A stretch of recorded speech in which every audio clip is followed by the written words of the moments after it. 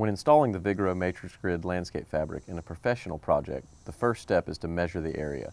So they've already got it measured out, so the next step is going to be to roll it out and then make the intricate cuts along the edges. So once they've got it cut, then we're going to go ahead and staple this side so it's secure so that we can pull it tight to make a precise cut on the other side. All right, so in an area where we've had to cut it, and you can see there's a turn here, you may have to use a couple different pieces of fabric to cover the whole area. Notice as they are placing the fabric that the overlap lays with the grade in a way that water will drain properly. And just make sure to use plenty of staples in this application. The next step will be to place the stepping stones. And because the Vigoro matrix grid landscape fabric is 2 times stronger than leading brands, you never have to worry about durability or it withstanding the elements, even these heavy stepping stones. You can use sand or other aggregate to stabilize.